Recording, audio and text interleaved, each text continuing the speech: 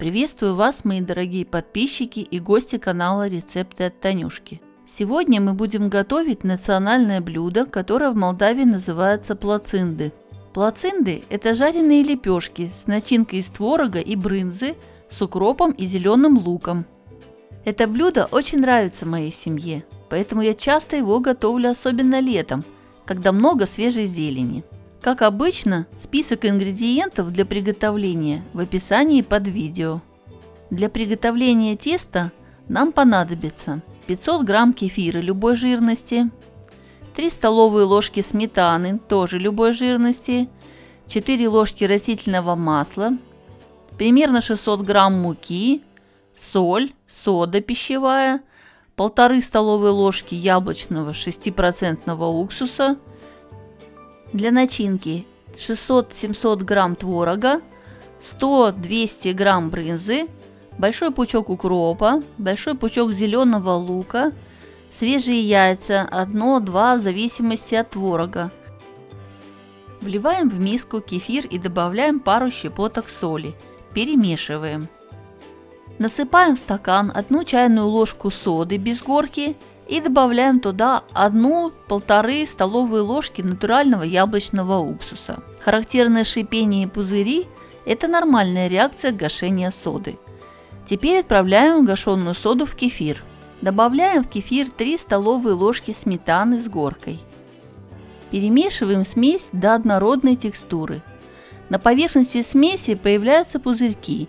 Это происходит контакт кефира с уксусом и содой. Наливаем в смесь 4 столовые ложки растительного масла, которое впоследствии сделает тесто эластичным и поможет легко формировать наши лепешки.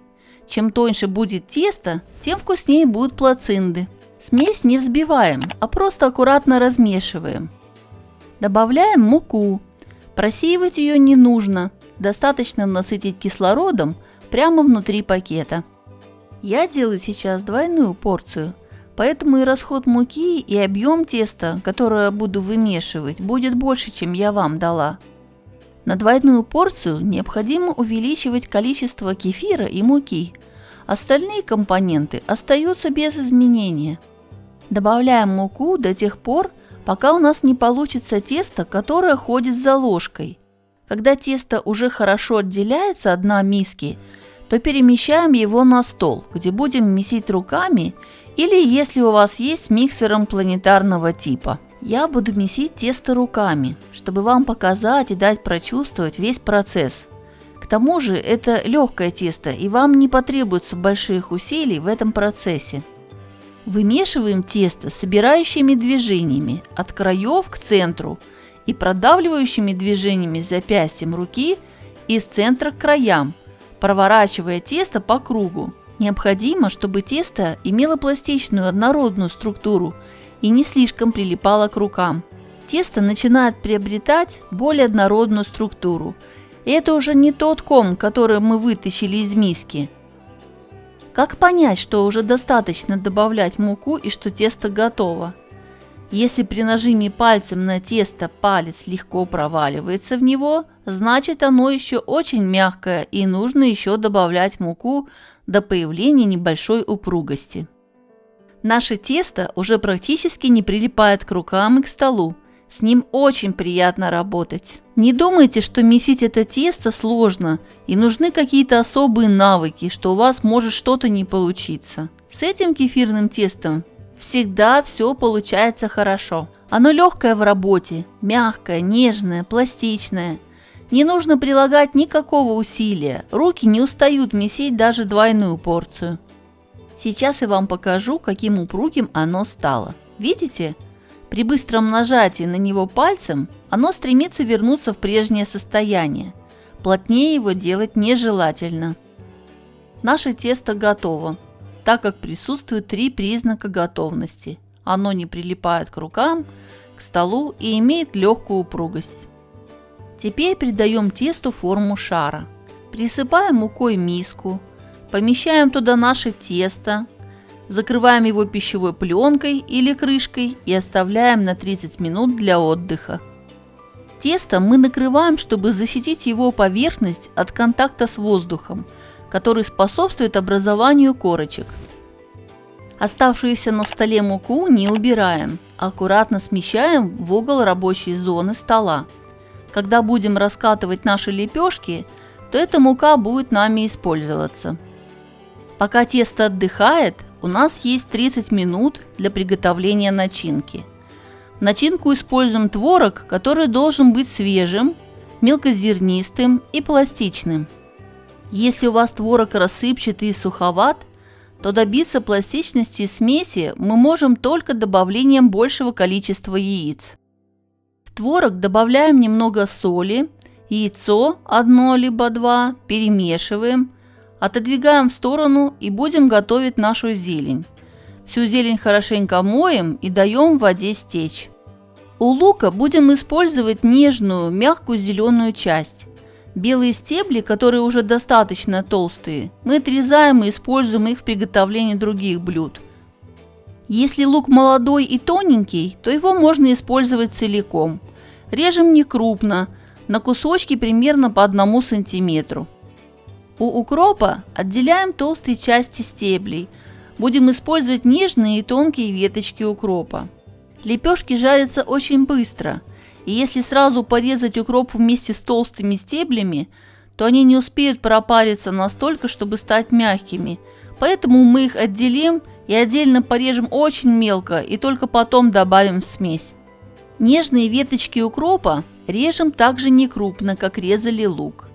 Я делаю 2 резки, вдоль и поперек, чтобы не попадались большие фрагменты укропа. Соединяем измельченный укроп и лук с нашей творожной массой. Перемешиваем.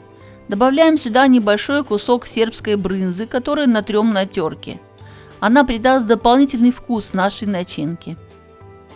Брынза подойдет любая. Идеальное соотношение – это 50% творога и 50% брынзы.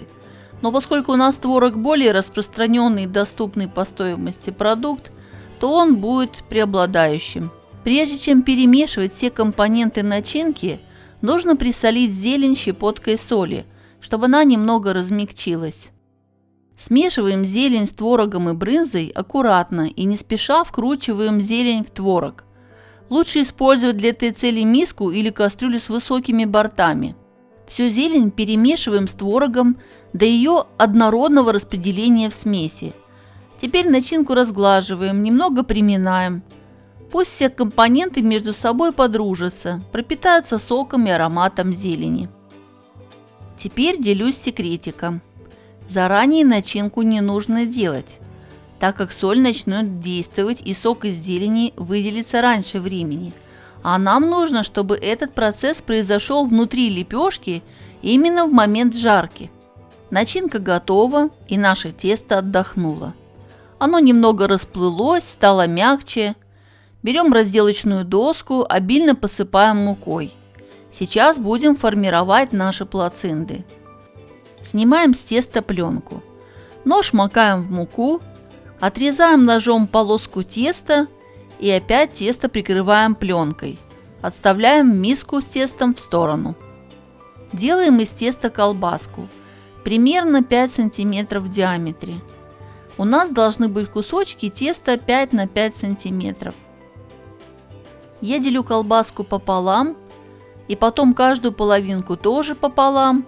И так довожу до нужного размера, так как колбаска из теста у вас может быть разной длины. На срезах теста образуются липкие места, которые нужно обмакнуть в муку. Лишнюю муку стряхнуть и отложить кусочки в сторону, чтобы они не мешали нам раскатывать тесто. Берем первый кусочек, который легко разминаем руками.